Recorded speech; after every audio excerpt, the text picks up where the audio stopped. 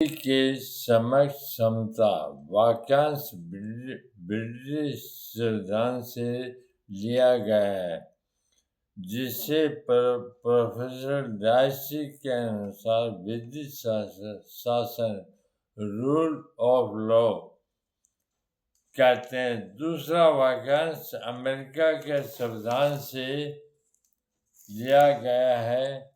इन दोनों वाक्यांशों का उद्देश्य भारतीय संविधान की प्रस्तावना में परिकल्पित स्तर की समानता, इक्वलिटी ऑफ स्टेटस की स्थापना करना है।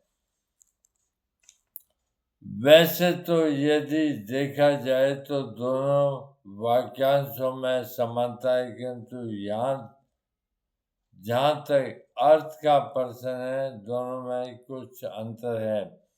विधि के समक्ष समता एक नकारात्मक वाक्यांश है, जिसका तात्पर्य एक समान परिस्थिति वाले व्यक्तियों के साथ विधि द्वारा किए गए विशेषाधिकारों तथा अधिरोपित कर्तव्य दोनों के मामले में समान व्यवहार किया जाएगा और प्रत्येक व्यक्ति देश की साधारण विधि के अधीन होगा। विधि का समान संरक्षण वाक्यांश समानता का स्वीकारात्मक रूप है, जिसका तात्पर्य है समान परिस्थिति वाले प्रत्येक व्यक्तियों के साथ समान व्यवहार करना, अर्थात समान कानूनों को लागू करना। किंतु यदि ध्यानपूर्वक देखा जाए तो दोनों वाक्यांशों में एक ही उद्देश्य निहित है और यह है समान न्याय। स्टेट ऑफ वेस्ट बंगाल बनाम अनवर अली सरकार के मामले में मुख्य न्यायाधिपति पांचजलि शास्त्री ने ठीक ही कहा कि विधि का समान संरक्षण विधि के समक्ष समता का एक ही उप सिद्धांत है, क्योंकि उन परिस्थितियों की कल्पना करना अत्यंत कठिन है जब विधि के समान संरक्षण के अधिकार को इनकार करके विधि के समक्ष समता के अधिकार को कायम रखा जा सकता है। इस प्रकार वस्तु दोनों पदावलियों का अर्थ एक ही है। सिद्धांत उक्त दोनों वाक्यों में अंतर हो सकता है, लेकिन व्यवहार दोनों में कोई अंतर नहीं। विधि के समक्ष समता का तात्पर्य व्यक्तियों के बीच पूरी समानता से नहीं है, जो व्यवहार संभव ही नहीं है। इसका तात्पर्य केवल यह है कि जन्म, मूल वंश आदि के आधार पर व्यक्तियों के बीच विशेषाधिकार को प्रदान करने और कर्तव्य के अधिरोपण में कोई विभेद नहीं किया जाएगा तथा प्रत्येक व्यक्ति देश की साधारण विधि के अधीन होगा।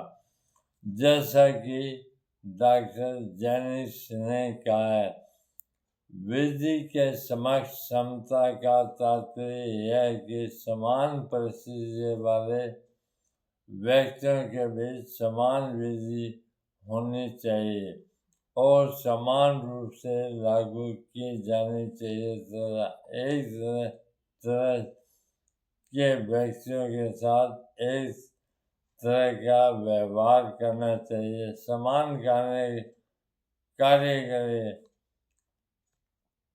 किसी पर मुकदमा दायर करना, किसी के द्वारा मुकदमा दायर किए जाने तथा किसी पर अभियोजन चलाने या किसी के द्वारा अभियोजित किए जाने का अधिकार पूर्ण आयु के सभी व्यक्तियों को समान रूप से दिया जाना चाहिए और यह बिना किसी धर्म, मूल व संपत्ति, सामाजिक स्तर और राजनीतिक भेदभाव के न होना चाहिए। विधि के समक्ष शांतता की गारंटी उसी के समान है जिसे प्रोफेसर डायसी इंग्लैंड में विधि शासन, रूल ऑफ लॉ कहते हैं। विधि शासन का अर्थ है कि कोई भी व्यक्ति विधि से ऊपर नहीं है, अर्थात कोई भी व्यक्ति कानून से ऊपर नहीं है। प्रत्येक व्यक्ति, चाहे उसकी अवस्था या पद जो कुछ भी हो, देश की सामान्य विधियों के अधीन और साधारण न्यायालयों की अधिकारता के भीतर है। राष्ट्रपति से लेकर देश का निर्धन से निर्धन व्यक्ति सभी समान विधि के अधीन है और बिना औचित्य के किसी कृत्य के लिए समान से उत्तरदायी है। इस संबंध में सरकारी अधिकारियों और साधारण नागरिकों में कोई विभेद नहीं किया गया है। अनुच्छेद 14-16 को यदि 49 को ध्यान में रखते हुए निर्वचन किया जाए तो यह स्पष्ट है कि यदि समान कार्य के लिए समान वेतन एक मूल अधिकार नहीं है, किंतु निश्चित ही वह एक